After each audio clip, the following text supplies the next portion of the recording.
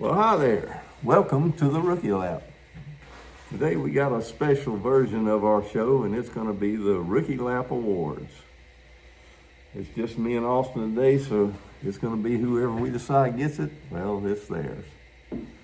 Austin's got the list, so I'm going to let him start off wherever he wants to, and then we'll go through, and I guess we'll both give our input, and you can make the final decision on who gets the award. Yeah, if y'all think of a moment or something that we don't consider, let us know. If there's something that you think we made the dumbest decision on, then give us your nominee. But we'll do the best we can. Of course, there's 36 races, 38 including exhibitions, a long season, so it's hard to remember everything. Yeah, these are just our opinion. That's who we want to have the award, so that's where we're going to give it. Yep. So I guess we'll start off with a big one, the driver of the year. I guess before we get started, we need to let them know that this isn't necessarily just for the Cup Series. There are a few things here that we considered that they may be better suited to have drivers from other series in them as well. If there was some big moment from another series, then we might just go with that one, but we'll just see how it goes. But I think for driver of the year,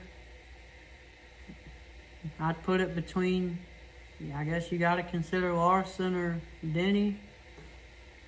Yeah, there were some other guys that had really good years, but those stand out the most. And in my honest opinion, I think I'm going to have to give it to Denny with the most wins. And had he not had some of the issues he had, possibly even more wins. Yeah. And all but just a very little small break at the end of the year, we would have had, a first-time champion. Hard to believe I'm saying that, but we would. Yeah. Still got 60 wins this season, so yeah, I think I'm going to go with Denny on that one. So Denny gets that award? Yeah. We'll give the big check for Denny. All right. Next, we're going to go for the most improved driver. I think this one's a little bit more open. Who comes to your mind? There's several people that come to mind. A lot of them in cars that I'm just not sure, did the car keep up with the driver or not, Yeah. But improved over the year, I think there's probably only one. If you take from the beginning of the year and through the whole year, and that's got to be Briscoe. Yeah, I don't know. I mean, there's Briscoe finally getting a good ride. And, yeah, he got way better throughout the season. But, I mean, we talked a lot about Shane going from a 30th place car to fighting for top 10s towards the end. And then Ryan Preece, I mean, this is the first year in his life that he was ever actually being talked about. Real curious to see where, if NASCAR continues, where that goes next year. Yeah, so I guess just because he made it to the Final Four, you'd have to say Briscoe.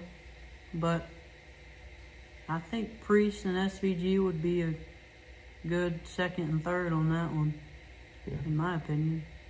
Yeah, and maybe even one of them deserves. I'm not stuck on just him doing it, but yeah. I don't know. I'll say Briscoe. Okay. Cause, he gets that one then. Yeah. That was a little bit controversial, but we'll go with that one. Yeah. Here's a good one. The best driver in a bad car. So I guess that's first decision you got to say is what's a bad car. Well, they're all bad if you ask most of the drivers right now. Yeah. Especially some of the people like Kyle Busch and some of those that not big fans of the car, which I don't think a lot of the drivers are, honestly. I don't know if you can find a handful of drivers that say, boy, I like this car. So do we want to say that would be anybody who is not driving for Penske, Gibbs, Hendrick, or 2311? I think that's basically the good cars. Yeah, I mean, you got the top three, and 2311 just happened to fall under their blanket, I guess. Yeah, so I think it's any team that's not them. So.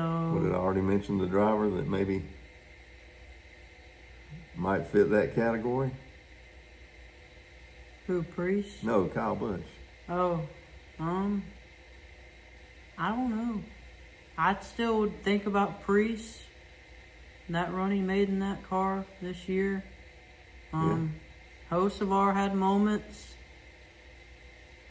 Zane Smith wasn't flashy, but he had a lot of solid runs. The legacy guys with John Hunter and Eric Jones had some good runs. Well, if we're counting down towards the end of the year, honestly, I think Priest would be the one that's hard to beat, though. He really put together some solid runs closer towards the end of the year. Well, there was a stretch in the middle of the season where he had more top tens than anybody else. Yeah, and I was going to say there were times in the rest of the season where he did very well. So yeah, so I might go with Priest on that one. well, I think let's give that one to him. You okay with that? Yeah. I'm excited to see where he continues to, because he had a nice trajectory this year. Way, way better than a lot of people thought, I think. Yeah, and as much as we thought their team was on the upswing from last year as a whole, they just kind of leveled off, I think. They didn't make that jump like we thought that they would, or maybe weren't even quite as good as they were at the end of 2024. No, I don't think they were as good, but I do think that Priest came in this year and debatably was the best car there. Buescher might have been a little better, but it was very close. It wasn't outright Buescher. So, yeah, all right. Flip the coin. Worst driver in a good car. So I guess that would be the same teams again. So I guess to start with, the worst driver at Gibbs is Gibbs. Hendricks got Bowman. Penske has Cindric. And then 2311, Bubba and Reddick. Yeah, maybe Reddick's a little worse, but Yeah. I think both those beat out all the rest of them as far as what they've done. Gibbs, Bowman, or Cindric? I mean, you got winner at both teams, you know, and then you got one guy that didn't win between Hendricks and Gibbs. So Yeah. I think it's down to them, if you ask me. yeah, I mean, Cindric still pulled off a win at Talladega, and He had a few races he was decent, and there were a couple times where Gibbs and Bowman both performed well, but I just think everybody probably at this point expected more out of Gibbs than what he's done, so I'd have to go with that. Yeah, I mean, at least Bowman, barely by the skin of his teeth, got into the playoffs, but he did get in. Gibbs didn't even make that. Yeah. So, yeah, I think Ty Gibbs has got to be the worst driver in a good car right now. I think some people might tell us we're wrong on that. Yeah, I mean, and you know, I think from what he did with ARCA and Xfinity and all that, everybody expect, boy, this kid's gonna light the world on fire. You know, they expected wins his first year in the Cup, and it's just been a flat line for him at best. Yeah. If not, maybe a drop off in some areas. Yeah. I don't know if I think possibly the talent could be there, but it's more the attitude. Sometimes he gets. I mean, some of the conversations you've heard in the car with him, he just gets so frustrated. I don't think he's got his mind in the game where it should be. No, I mean, we just listened back to the radio moments earlier today, and there was that one with him getting yelled at by Gabe Hart because he was complaining, and they told him, all right, yeah, you're right. You know everything's going on. You choose the strategy. We'll just sit here. Yeah. But we'll go with Gibbs. Then we got the best strategy crew chief. I think the two that come to my mind is Cliff Daniels for Kyle Larson and then Paul Wolf on Joey Logano's team. I think he's one of them nominees year in and year out. But yeah, they do. He does a lot of things that make them look better than they are. Yeah, I think he might be responsible for a lot of the success that Joey has pulled off the last few years, because they've had to make some wild calls for him to get to where he got to just about every time. Well, Joey's got that new look now, so we got to expect great things out of him next year, right? He's more aerodynamic. Yeah, that's right. They might have to put a wig on him just to keep him from winning races. No, I think the ultimate prize is what matters the most, though. So I think I'm going to have to go ahead and give that to the 5 team for. Yeah, I mean, look at the car that won the championship. That's what I'm tires. saying. Yeah. They won the ultimate prize by the right call at the right time. Yeah. Something that they definitely didn't earn that day. No. Through the season, yeah, they were probably maybe as good as it took to be there, but they didn't show out that day and earn it. Yeah, and even further more into that, thinking back, I think there were times that Larson got, he finished like, I want to say 3rd or something in the regular season by like 2 points or something. And he got those 2 points because of all those times earlier in the season whenever Cliff, they'd wreck out early in the race and Cliff would get the car repaired and they'd go out and get that fast lap point, and that mattered. Yeah, and he was down on himself a few times in some races talking about how bad he was or the car was or whatever, and of course Cliff was talking back off the cliff. Yeah. And told him, hey, we're going to get it better and you're going to get better, and they did. So yeah. Yeah. I think that's a good pick for that. Yeah. So if you're good with that, yeah, we'll go with that. All right. The race of the year. I know mine, but you say you're up in the air about it? Well, I think we agree that the top 3 are Michigan, Charlotte, and that second Atlanta race, right? 100%. I think that is the top 3, but I've got my order. What's your order?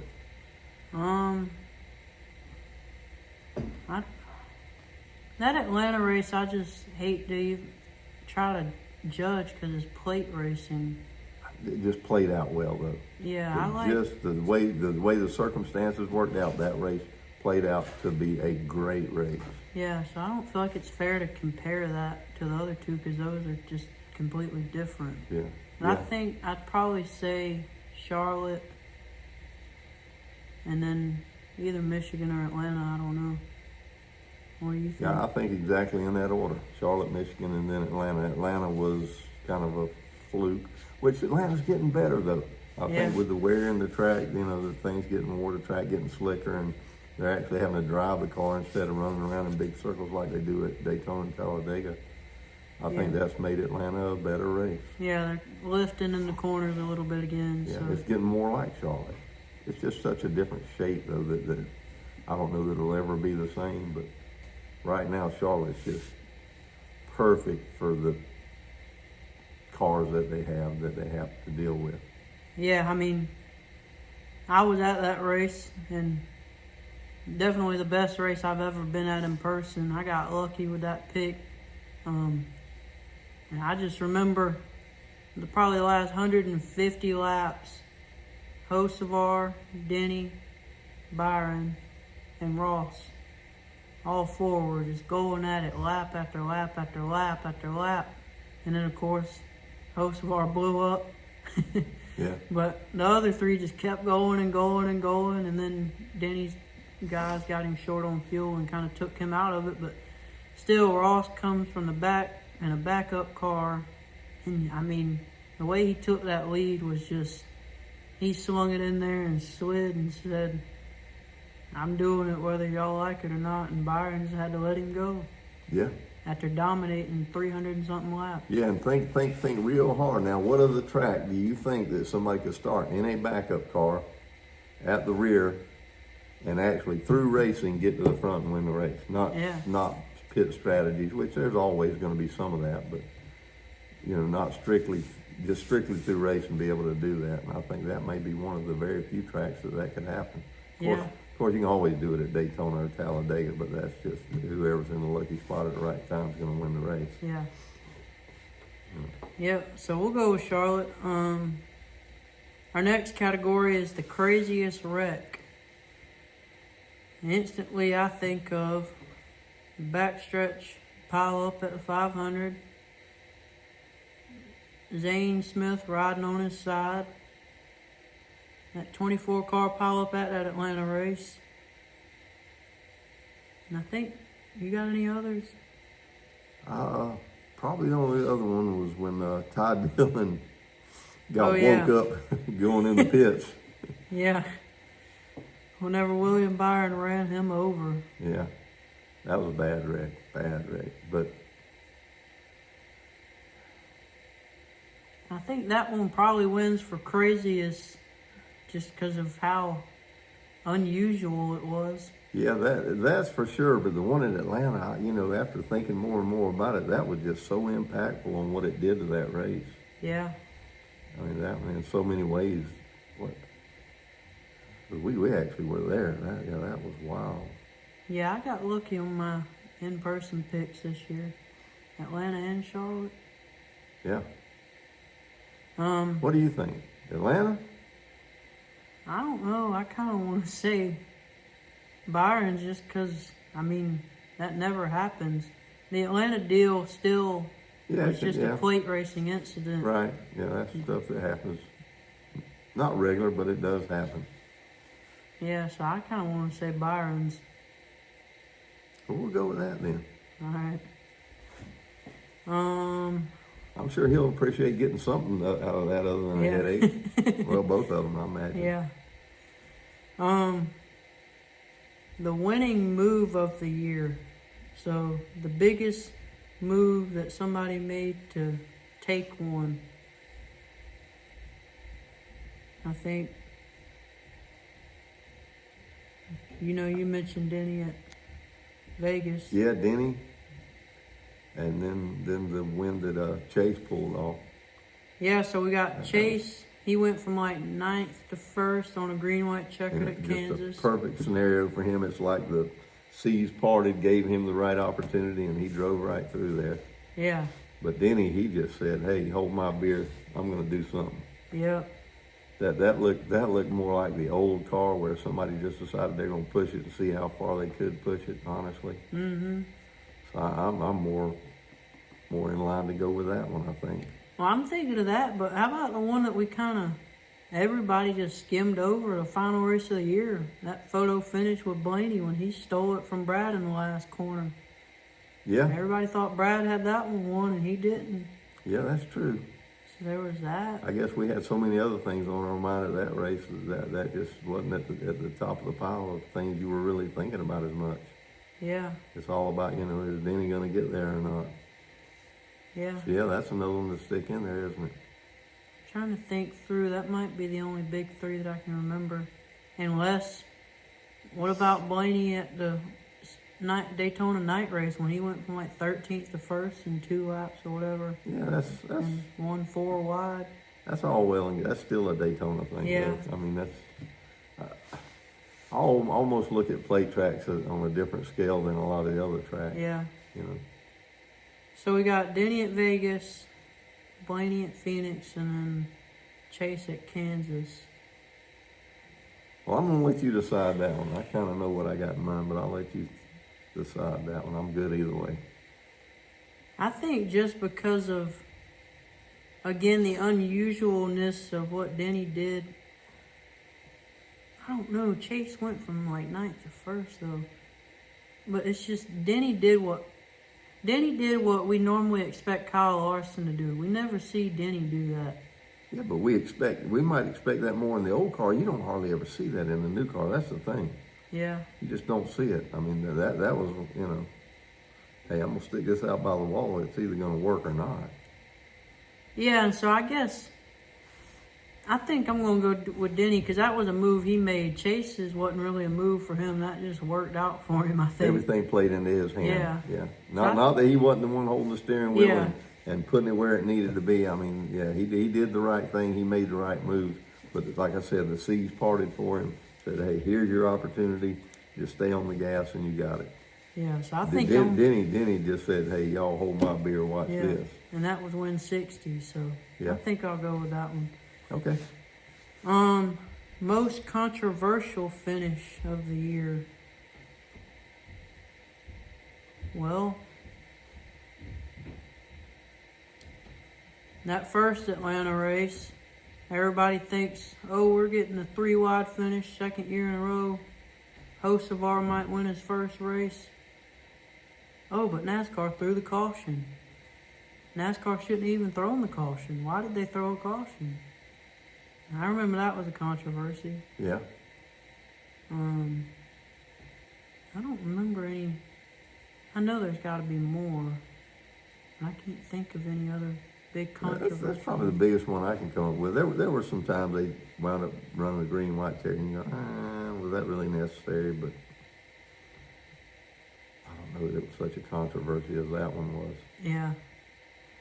Yeah, so we'll go with the Atlanta first race. The most dominant win. That one's an easy one. You got 4 to choose between. Yep. So if your mind's not already on SVG, that's what we're talking about. Yeah, what was it? Like 9 seconds one time, 16 seconds, Yeah. 2.5 minutes. I don't know, but yeah, that's an easy one. The most dominant. He was the most dominant at road courses of anything that we've seen in years and years. Yeah, I mean, you pointed out at Watkins Glen when he was doing a burnout before second place even crossed the finish line. Yeah, you already kissed the trophy queen and went home, and here comes third and fourth place. And we're coming. Yeah, that was pretty bad, pretty dominant. I think I can't remember how far ahead he was at the Roval. I feel like his biggest distance win was Mexico. I think that might have been the 16 I seconds. think it was. Yeah, So I guess I didn't we'll look go them up. with I don't know. Mexico. Yeah, okay. Well, if we got to assign one to it, we'll assign that one. But pretty much any one he won was very dominant races. He was the only one that could do the things that he did. But hopefully, next year there might be a new contender for that on the road courses. Yeah, we'll hope. We're hoping and praying that gets as good as we think that it will. And if Byron can get a little better at not choking, he might have he's definitely got the nominee for non-road course things, I think. Because, I mean, he led 300 and something at Martinsville at the end of the year. Yeah. And then he led almost every lap at Darlington, Iowa, and the 600 at Charlotte before he let Ross take it. So, I mean, he dominated a bunch this year, but he didn't really close them out. I think to call it a dominant, so you got to close the show, right? Yeah, and he only closed out Iowa and Martinsville. So, and then there was also when Briscoe led 300-something laps at Darlington at the end of the year. That was a pretty big show out. Yeah. So there was a lot of other... But were there any of those races, I guess let's go back to this, were there any of those races with 100 to go or, say a fourth of the race to go, you could go like, well, we know who won this one. Yeah. You pretty much had that with Shane. With the rest of them, you go, maybe somebody will get better. Yeah. Yeah, so we'll give that to Shane. Next category is the best underdog win or close to a win. I mean, Hocevar was close so many times. Yeah. Austin Dillon pulled off Richmond again. Yep. Pretty dominantly. And definitely, other than the fact that we know he does well at Richmond, that is an underdog team. Yeah. Redneck underdog team, but they're an underdog team. Yeah, some might say they're stupid. I thought about his brother too, though. He almost pulled off a different kind of win. Yeah, that bracket. Yeah, he almost won the bracket, and that would have been wow if he had won that. But you did say almost. That would have been a heck of a thing. Yeah, that would have. That's we true. were rooting him on there for several weeks. No, he's not going to do it again. Yes, he did. Right down to the end. Yeah, so I guess either one of the Dillon brothers. I think I'd take one of them two. I don't want to put Hocevar in it. Yeah. So which one? I think you got to go with the win. I really want to give it to Ty, but I think you got to go with the one that actually won the race. I guess I was going to go with Ty just because, well, do it, like you said, Austin good at Richmond. Yeah, that's true. It is. He's probably not as big of an underdog there, just there. Yeah, for some weird reason. But for Ty to go through all those bracket after bracket after bracket and then wind up just that one little bitty spot from not making that $1 million, I'd like to do that. Yeah. We good with that one? Yeah, I'm going to go with Ty Dillon. You think they're going to do that again next year? I ain't even thought about that. I'd assume so. I think a lot of people enjoyed it. I didn't think, when they started with it, I was kind of like Chase Elliott. It's like, whatever. But I really got into that one. Yeah. So I think they will. if they still got $1 million to give. Yeah. But Maybe they can borrow it from Michael Jordan. Who knows? yeah. All right. The most painful almost win. Now that could have been Hocevar in the 3 wide Atlanta. Yeah. Kozlowski, the last race of the year. Yeah, he screwed that one up. Kyle Busch almost won a couple times Yeah. and it didn't work out for him. I don't know. But who is at the top of the heap there? But you might give it to Kyle because he's been there so many times, and that's just got to be tough on him. Yeah. The win's not coming like they did for his whole career. No. Hocevar's still looking at, I'm probably going to get some wins. Yeah. And who else did I say? Brad. Brad, yeah. That last race of the year, which would have really looked good for their team. Yeah. Had they finally pulled one off after not winning all year. Like I think said, the winner of the last race, he's kind of held up on a pedestal, whether you like it or yeah. not. Hey, I got this till next year. I don't know. I want to go. The way I look at these between him and Kyle is Kyle actually almost won a race on speed. He got up there and was leading, and he just caught an unlucky caution, and his tires wore out, and people had fresh tires. Yeah. So he couldn't hang on. Now, Brad almost won that race, but it was on a pit call. He wasn't a good car the entire day. He just got lucky at the end. Yeah, I'll agree with that. So, I guess, do you go with the guy that really almost earned the win, or the guy that got lucky and almost won? Well, let's back up then. Well, what would have that done had Kyle won the race? He'd been in the playoffs, right? Yeah, because that was the 3rd race of the year or whatever. So and I'm thinking that's a bigger deal than winning the last race, honestly. That moves him up into the top 16 and, run decent. Maybe, he winds up in the top 10 in points or better. Yeah, because he got some top 10 or 2 at that first round of the playoffs. Yeah, he ran decent at the end of the year. So, yeah, I think let's go that direction unless you got a different idea. No, I mean, because like I said, he almost actually just straight up earned that win on speed that day. It wasn't no luck to it. So, yeah, I think I'll go with him at Coda. Next, we got the feud of the year. I give an honorable mention to Denny versus All Us fans, because I think that was a roller coaster ride this year. Just from how much he got booed to start with to where he ended, and most people wanting him to win the championship. That was a interesting situation, or whatever you call it, but I mean, can you do anything better than Carson Hocevar versus everybody? Yeah. Yeah, I think the Carson Hocevar versus the world feud probably was more of a spotlight than Denny as far as feuds go. Yeah.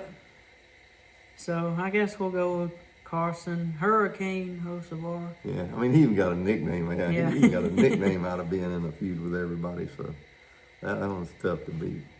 Yeah. All right. The best radio moment of the year. Well, we just talked about him. I think in that moment with Hocevar at the 600 when he blew up. Oh, I just blew up, yeah. Yeah. After he done told him I'm blown up, I'm blown up. Get it rolling. He was Get up, it rolling. Yeah, and then they tell him get it going, and that's like. It can blew up. Yeah. Yeah. That was pretty epic. I think it either got to be that or one of Joey completely just melting down over Cindric pushing a Toyota to a stage win at Talladega, or when a Ford passed him and he needed a point at the Roval. Yeah. I thought that was a pretty bad look on him, but I don't know who would you give it to. Yeah, there's that, and you also got anytime you ever heard anything with Ryan Blaney in the car, he's pretty animated. Yeah. So what was I this? don't know. Excuse me. I got the sneezes tonight. It seemed to me like the one with Hoskvar was a little bigger. Yeah. It's just the way people went on about it afterwards. I think it had more staying power. How about that? Yeah.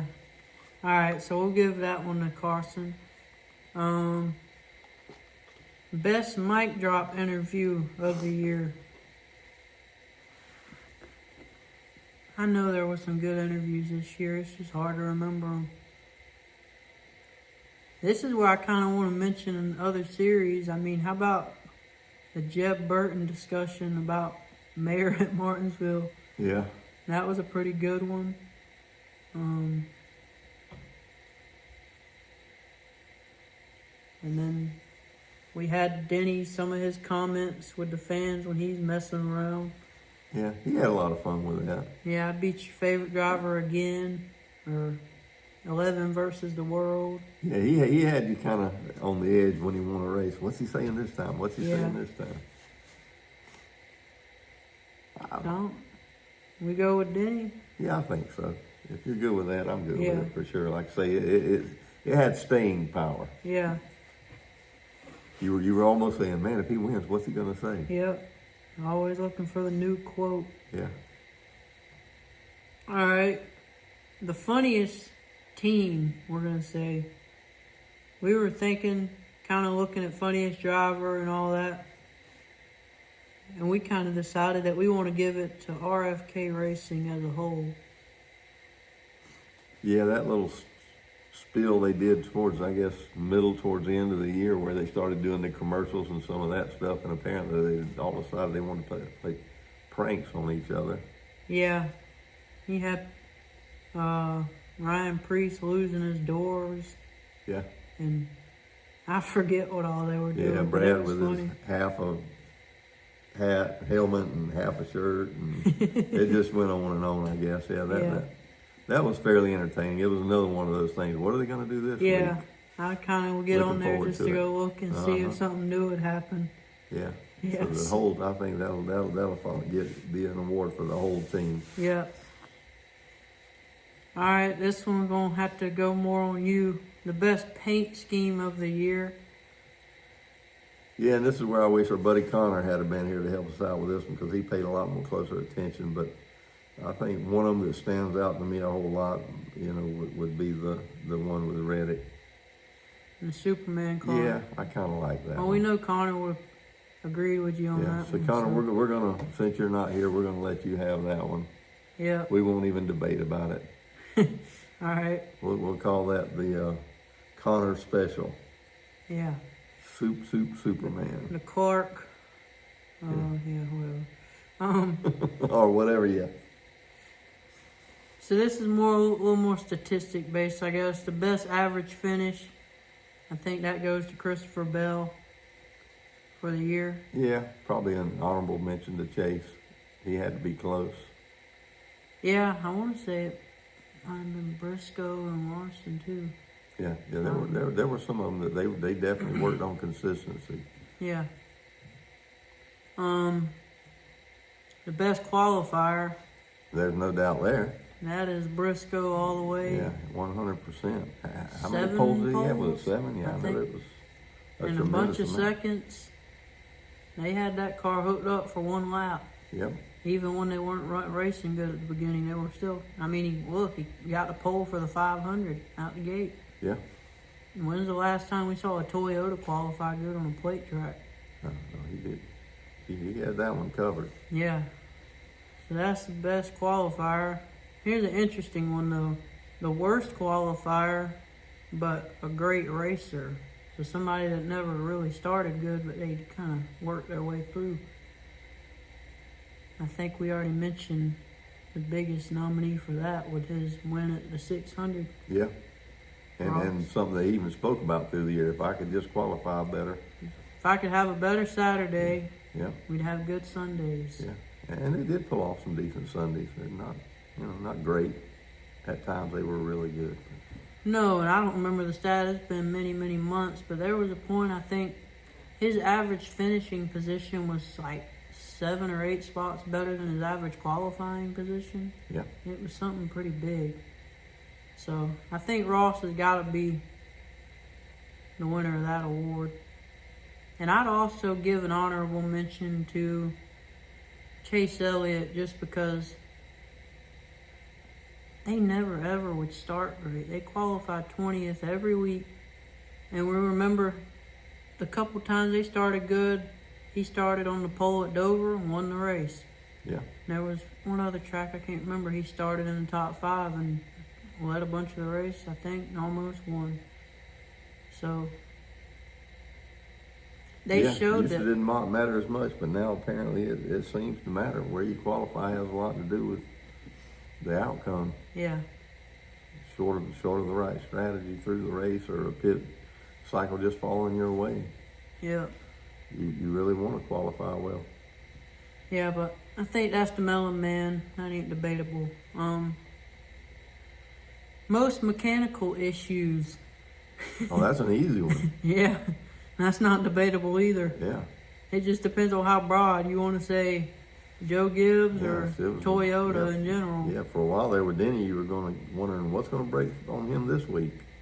Yeah. Or if not him, which one of his teammates is going to break? Yeah, because I mean, there was that stretch where Blaney blew up like 3 weeks in a row, and AJ had a bunch of mechanical issues to where he was cussing out ECR. But Toyota, it wasn't just one driver. They were doing it. Board, right?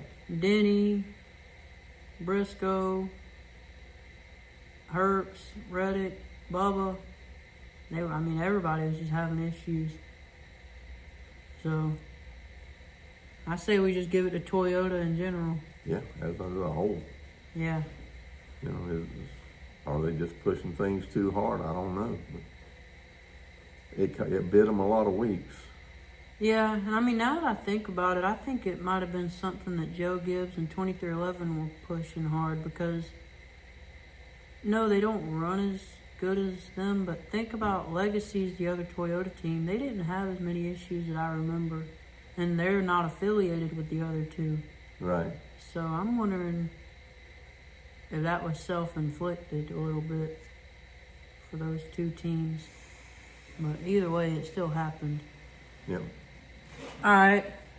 Most pit road penalties. I think when you think pit road penalties, only one name comes to mind. Yeah. I mean, and this is nothing new. No. Is that because he's pushing the hardest, trying to get what he can, every little bit of the lap? Yeah. Might be. He's always been aggressive. Yep. We're talking about Kyle Busch, and as a fan, I know I got to the point where anytime he was running decent, Waiting for it. I was literally waiting. I was terrified when he'd come to pit, because I knew something was going to happen. Yeah. And it did most of the time. Yeah. It was just like, dang it, Kyle, get it together. They didn't even say Kyle Busch got a penalty. Kyle Busch got another penalty. Yeah. Usually the way that one played out, and you're like, oh my God. Yeah. Now you're 28th instead of 14th or 12th. Yep. Yeah, it cost him a lot of spots through the year. Yeah. And I'm on the page where I think that it's just because he knows he's not in the best situation right now. So if he can pick up those couple of tenths or whatever in the pits, then it'll give him a better starting position. Yeah. And he had mentioned, somebody asked him about it, I forget where, but he said that, I don't know if this is true, but he said that in the last few years, he's like the #1 ranked on pit road rolling speed. And it's like, that's good and all, but how much have you given up doing that? Yeah. There it gets to a point where you're hurting yourself more than you're helping. But he's got that one covered anyway. You mentioned this with Denny's Vegas move, but who got the Hold My Beer Moment award? So, of course, that's Denny at Vegas. Yeah, that's something. Um, Exactly what I was thinking when he pulled it off, man. Yeah.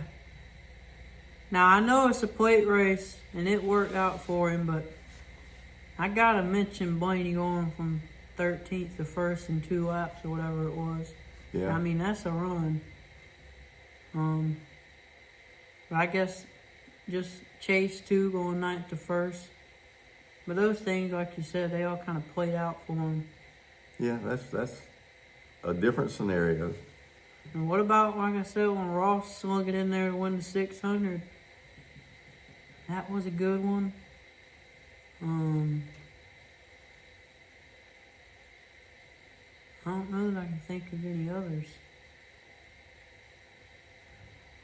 Yeah, I'm still stuck on the one with Denny, but I'll leave it up to you. You decide. I feel like there's some others that I ain't thinking of, so I guess we'll have to go with that one. So, Denny wins. That Vegas win's gotten him a few awards.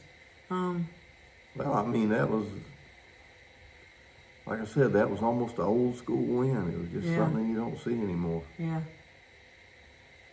The most memeable moment. I think you had a good one for that. Well, what would your nominee was Zane on his side, wasn't it? Yeah, it's just something that makes a good picture, I guess. Something Yeah. that you can put up there and, hey kid, what are you doing over there? That ain't how you ride normally. Yeah, there aren't no tires on that side of the car. I thought my nominee was whenever Ricky Stenthouse was mad at host of our wrecking him, and he's over there hollering in his face, cussing him out with his Fun Pop suit on. Yeah, that one just, yeah. That's kind of funny, hilarious. Yeah. Just in and of itself, I think we'll have to go with that. Yeah, I think that's worse than whenever he was wearing his cute shorts that he punched Kyle Busch in last year. Yeah. I think Ricky needs to work on his outfit for whenever he makes these moments, because they ain't working well. All right. This is an interesting, funny one, I guess. The driver you would want to have a beer with. I like your attitude about that. It wouldn't have probably been the first person that came to mind, but when you said him, then, hey, that makes a lot of sense. Yeah. I think SVG, just because he's... One good reason, he's from another country, has a whole different experience, done a lot of different kinds of racing. But two, I mean, the interviews that the guy has done or at Trackside Live or whatever, he's just funny. He loves to just hang out and make jokes. He don't take nothing too serious. And I think he's got some good one-liners sometimes. Yeah. So... Yeah, I mean, there's many of them that would be fun to sit down and have a nice conversation with, but that one sitting around, yeah, that would be good, I believe. Yeah. So I'm going with SVG. The team most likely held together by zip ties. Go ahead. Well, you're losing, 9 wheels throughout the year, and you scab together a team to pitch you, and... Because you're losing your pit crew every other somebody week. else gets your pits. Who knows what else has happened, what else they've had to just kind of scab together to make it through the year. Yeah, because you're not getting as much shared information for setup, sim time. Yeah, that's a tough road, so I think that's pretty obvious. Yeah. If you ain't figured out, we're talking about the one and only Cody Ware with Rick Ware Racing. And that team tries their hardest. And do you know how many employees they have? Can't be that many. I have no idea. Yeah, they claw and fight for everything they've got, so yeah. Yeah. And they make it work sometimes. You get really impressed. They'll run a top 10 or top 15 at a plate track, or it'll get to an intermediate track where they decide they want to wreck a bunch, and he'll wind up with a top 20, and that's impressive for that team. So when they ain't losing a wheel or whatever, yeah. But we'll go Cody Ware.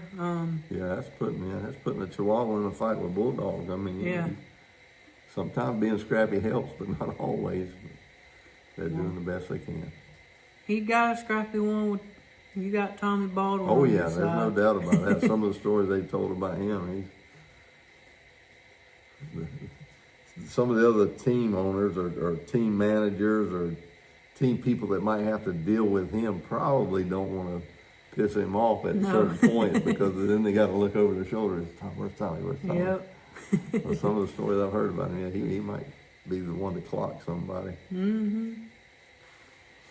Now, not a driver, but as far as people in NASCAR, is somebody you'd want to sit down and have a beer with. I think he'd be a good one. Yeah, that's true. Probably sit down and have And a few I've heard stories. he likes to have fun when he drinks. Yeah, too. have a few stories with him about racing and what they've done.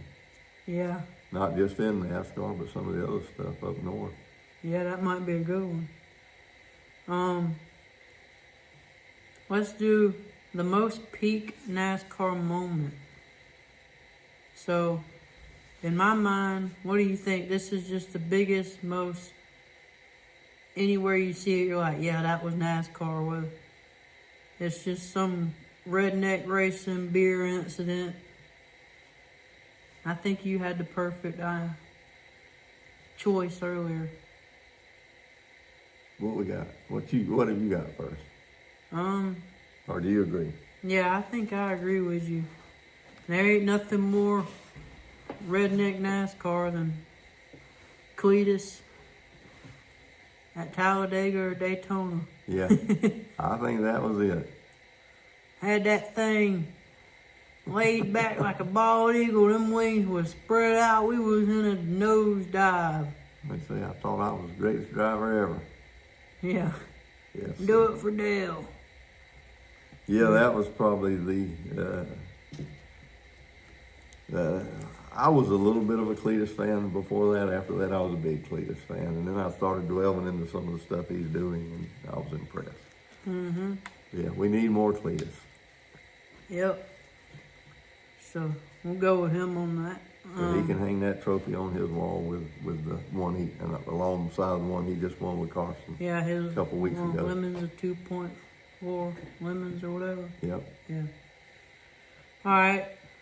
This is our sympathy award to, we want to call it the he just needed a hug award. So, we mentioned Kyle Busch, all the penalties and mistakes, and just every week it was something. We got Brad Keselowski and their whole team just so close but so far the whole year. Yeah, they were all right there, man. They were this close, every one of them to make it at times into making it into the playoffs. And then I think the biggest honorable mention has got to be Denny, because you know he needed a hug after Phoenix. But yeah, I wouldn't give him this one. Who? You think it's between Kyle and Brad, or am I forgetting somebody? I think that's pretty much got that one, and I'm going to go with not just Brad, but RFK as a whole. But Brad is RFK, really. He's the face Well, how about, of it. hold on. I wasn't thinking, what about AJ and all his hits he kept taking? You know, you make a real good point, because what did he say at India? I'm just done. Yeah, I've had enough I don't of want this. to do it anymore. Yeah, I don't want to do this I'm anymore ready to this go. year. Just take a break. Yeah. Because, I mean, every I week completely forgot he about was that. hitting some. I think at Phoenix he hit the wall 2 or 3 times in the weekend. I think that fits perfectly into that category. So, I'm going to go with that. Yeah, me too, I think. Well, I'm glad you brought that one up. The other guys, yeah, they had their issues, but yeah, he got beat. Yeah, I mean, I felt Crap bad the for last him. He several was weeks. getting beat down week after week. And it wasn't nothing of his doing, I don't think. No, so I think that's perfect for that category. All right, the overall team of the year. I guess we'll go with owner-wise, like a Gibbs, Hendrick, and that road. Which I guess mentioning them. Yeah, I think it's got to be Gibbs. They had the most wins. most poles. If it hadn't been for all the breakage, it could have been a bigger gap with all those. Yeah, I mean, you'd think they had all them mechanical issues and they still did what they did. Yeah. And with, I guess And they were might have had, that close to a championship. yeah, and they had a couple off races, but they still normally turned it around in the race and made something out of it. I mean, you think back to Denny's win at the first Darlington race. There was a time all of their cars were running about to get lapped, and right around 30th, and then Denny came back and won the race. Yeah. And I mean, he was running in the back because they sucked, not just because he got unlucky. So yeah, I just think that because when you look at Hendrick, they were missing speed a lot throughout the season, and we were wondering how far they could even make it at times. Yeah, to start the playoffs, it was like, wow, are they even going to be around, or is it going to be a Toyota 4-car shootout, or maybe throw in one Ford? And as far as the Fords go, you had one driver that did real good. Yeah, and that was it. And that was it. So yeah, because I mean, Toyota, they had somebody contending just about every single week. Yeah. And typically, I think every year you expect whenever the team starts with speed, you say, all right, they're going to hit a slump.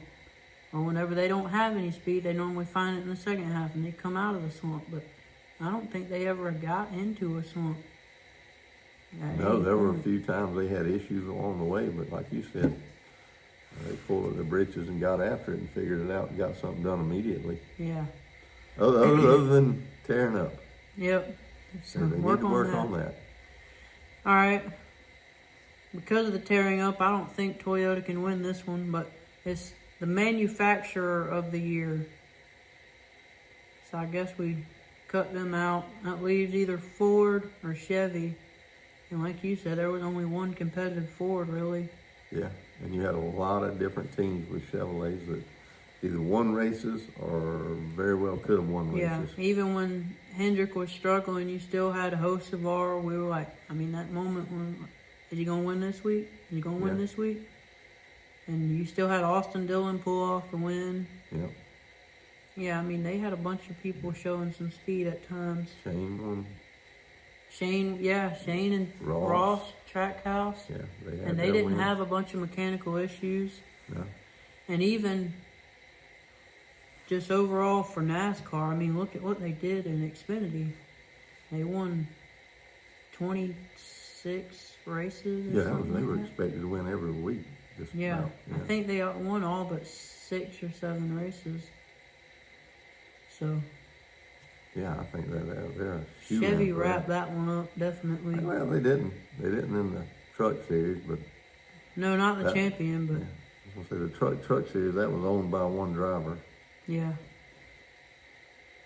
but I think they were definitely the best overall manufacturer. The most improved team. Do we want to go with individual car team or overall like we've been doing? I'll say the team as a whole. All right. I mean, it can be either or, but I would go with them. Well, who do you think of? There were moments when Legacy looked like, man, hey, they got their stuff together. Yeah, they got more top 5s this year than the rest of their history combined. Yeah, and they were pretty bad to start with, honestly. Yeah, but Jimmy got a top 5 in the 500. Yeah, well, we're still talking about a plate track, but okay. Yeah, no. Yeah, but. And then you had some good runs with. Once again, we're going back to Hocevar. He had some good runs in McDowell. Yeah. But I think I would give it to Legacy because whenever they improved, they all improved. Exactly, yeah. John Hunter was up there right with Eric, or Eric was normally right with John Hunter. Yeah. At Spire, it was only Hocevar. I mean, we never saw McDowell or Justin Haley pretty much the whole year. No, definitely not Haley. Yeah, so, Haley was back there racing with Herbst or something. yeah. So, I mean, as a team, I think Legacy got that one. Yeah. I can agree with that 100%. Yeah. When they were solid, and they look like they're on a trajectory to do better and better. I hope. Yeah. It'd be nice to see some new blood. Maybe you'll never have somebody that you can say is even with the big three, but it'd be nice on more weeks than not to see some other teams that have standout and chances to win races. Yeah, and it'd be cool to see Richard Petty get to be back in victory lane. Yeah. I mean, he's still part owner or whatever. Yeah. So, all right, these are kind of your couple. The worst off-season move. Do you remember? Is that the one we're just giving straight away to NASCAR? No, I think Or was that? that was going to be for Heim not having a ride. Oh yeah, that's right. We did go back to that. That's right. Yeah, I'm glad you reminded me because I was screwing that up. Yeah, that in my opinion is one of the dumbest. And I've said it on here before, and I'm going to say it again. Heim is not my favorite driver, but Heim is a heck of a driver. Yeah. Why is he not racing in something full time next year? Yeah. I mean, I don't have the sheet in front of me that's got all the drivers in different cars, but I bet I can go down and probably find you a long list that he can do a better job than they can. yeah. And he's still young. Yeah, he's I mean, still he young. got a lot. And I'm left. talking about it can be trucks right out of the gate. It can be truck, Xfinity, or Cup Series, and there's a list that he can outperform right now. Yeah. I mean, he's made a few cup starts, and I think They he were already solid. has multiple top tens. Yeah, they were solid. But the So- boy's got a talent. Put him in something. Yeah. Quit the pissing match that's going on, or give him the Chevrolet or Ford or Dodge or whatever. Let's do something. Yeah. He's a talent. Let's put somebody who's a talent out there. That's what it's supposed to be. The Yeah. greatest drivers that there are. You say it's performance-based, but with him, it's clearly not. Because, I mean, he's No, that's the best performed. performance anybody's ever had in that series, ever. Yeah. And he don't have nothing to show for it. Yeah. To And go. there's been times before where a champion didn't have a ride for the next year or whatever, but it was a champion that just kind of, he was a champion. He made it to it. He got there, and that's about all. And they probably might have been a little bit older. Corey's still in his early 20s. I mean, he's got so many years to grow from what he's already at. We'll see what happens, but Yeah, it'd be a shame to see him just kind of get forgotten about. yeah. I couldn't imagine we get another 3-4 years down the road and he's not around anymore. That would be crazy. Yeah. But it looks like that could happen right now. But anyway, here's the one you were thinking of. Biggest disappointment storyline. Storyline. Yeah, the storyline of the year that's driven the news, and it's driving it more now than it ever has. The lawsuit. Is it going to be the lawsuit that killed NASCAR? Could be. I don't think there's any proof that somebody can say that it won't happen. So you got a bunch of rich people over here arguing with a bunch of rich people over here, and they can't come to an agreement on how to work out. And I understand that they're all vested in it heavily and deeply and whatnot. It means a lot to them. It means their livelihood. It means all that. But the people out here they're supposed to, we care about the fans. We care about the fans. If you cared about the fans, you'd have straightened this crap up already. Yeah. All we want to know is, are you going to start again racing in February? How's it going to work? What's going to be the, way the playoffs work? Who's in what car? Let's go racing. Yeah. Not all this. They should have kept this quiet, done something different. This is the biggest NASCAR news, and it shouldn't be. The biggest NASCAR news should be the other things. Why doesn't Heim have a ride? Yeah. Yep. How good is Zillich going to do in the Cup Series this year? is Ty Gibbs gonna win a race? I mean, honestly, these are the things we should be thinking about as fans. Yeah. Larson, can he get 3? Yeah, can he get 3? Is Kyle Busch the new crew chief, gonna improve him this year? Has Richard Childress done in the offseason what they said they're gonna do? They're making wholesale changes. That's the things as fans we want to worry about, not, Should I be trying to figure out how supercars work? Yeah, exactly. Or, which Steve said what. Come on, guys. Yeah. You get an award for doing the wrong thing. From all the messages that I've seen, it's acting like a bunch of rich, spoiled brats and not people that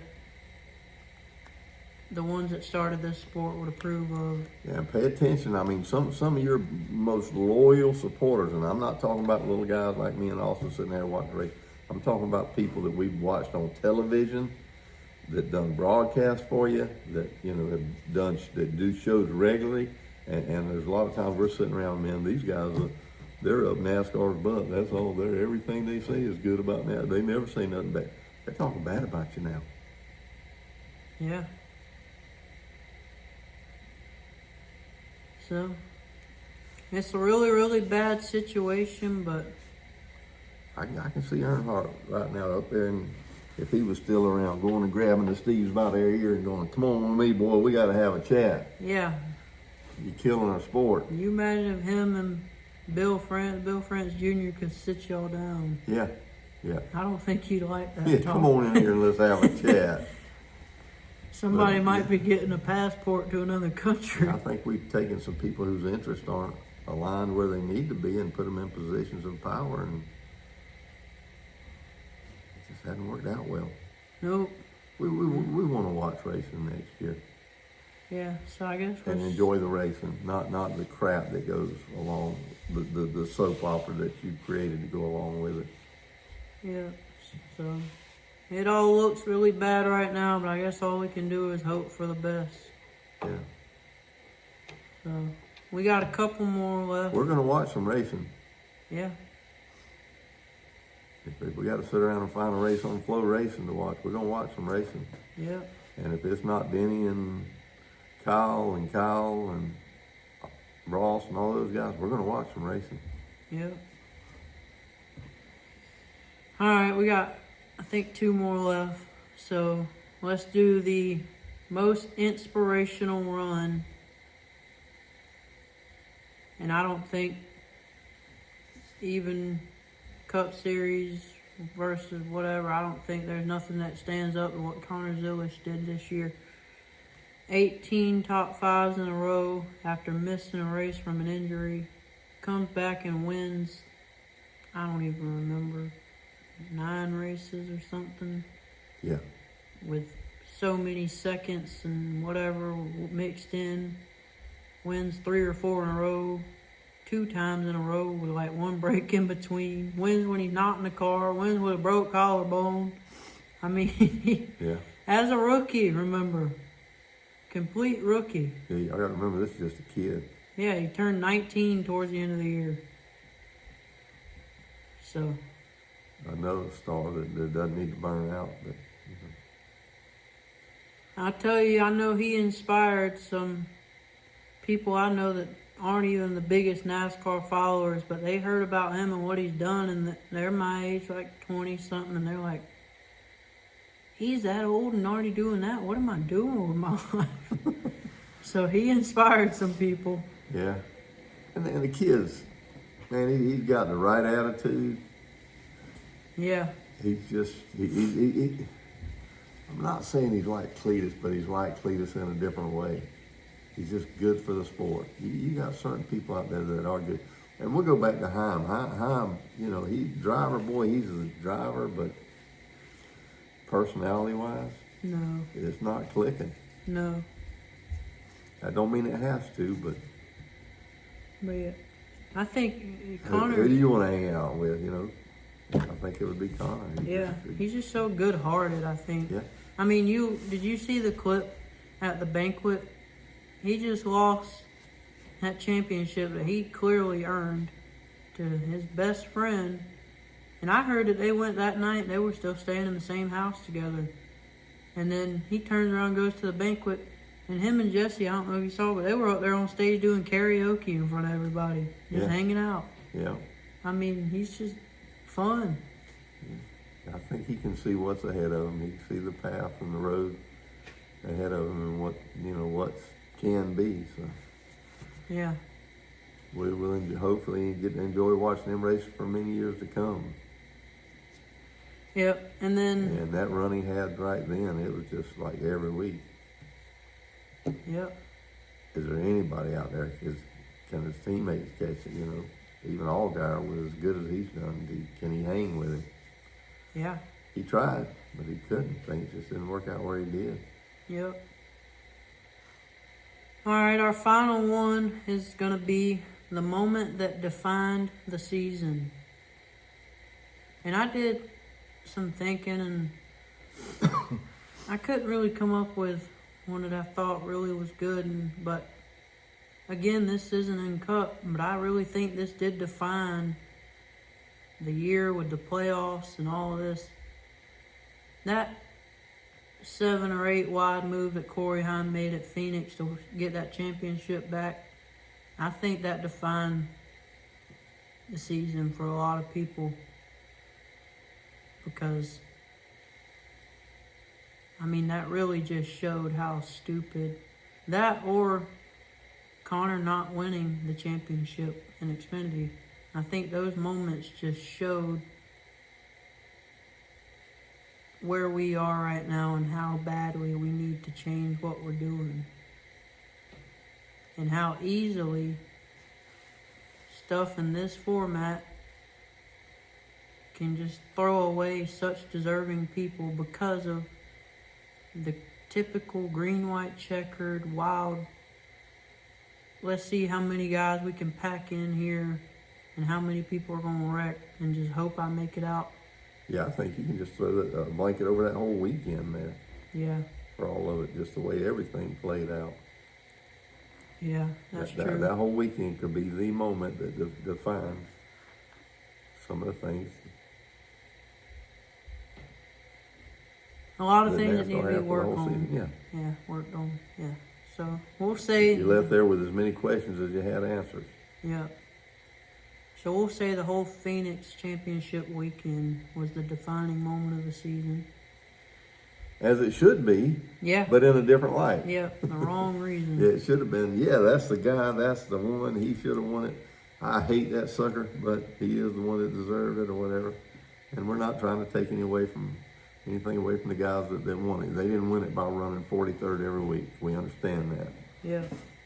But they need to get things tweaked around, get their heads straightened out. Yeah. And make it to where it's more believable. Yep. That yes, that is what should have happened, whether we like it or not. Yep. Your guy's not always going to be first. He's not always going to be the champion. He's going to have issues. But make it where we understand or believe that yes, the right kid won. Yeah. So that's all of our Rookie Lap Awards. We'll be mailing them out here soon. Make sure you send us pictures of where you hang them up above your bed or whatever. We know these are very prestigious. And But we need your address first. Yeah, just send that our way. If everybody got an award, just send us the address. We will draw a check on a piece of paper and mail it to you in an envelope. Yeah. And that will be your check. And we will write award under it. Yep. So you got a check award. And we will even write Rookie Lap on there. Yeah. You can get our signature. I might sign it for you. Yeah, that'll work. But that's it for this one. We're thinking maybe in 2 more weeks. I kind of been liking the 2-week deal for the off season. Yeah. So maybe in 2 more weeks we'll come back and do a lawsuit analysis on whatever has happened, because that's about to kick off. And we'll either do that, or we think we might come back and do our own presentation on the sport and what we think should be changed and how it should be changed. Whether that's schedule changes and when they race or where they race or the competition stuff should Hendrick be able to share information with Spire, or I don't know, just all kind of whatever we can think of. Anything for the betterment of the sport. Yeah. Should we still do green, white checkers, or is that over with? So. Do they need to have a break halfway and put on a clown show? Yeah. What'll make the sport better, gain more fans, and make it more interesting? Yeah. So we're probably gonna work on that too. But either way, try to be on the lookout in about 2 weeks, and we'll probably have one of those out to you. So remember, tell us who you nominate for any of these or which ones we got completely wrong, and we'll see you in the comments. Thanks for watching. Yeah, for God's sake, don't sue us if you think we're wrong. Yeah. Bye now.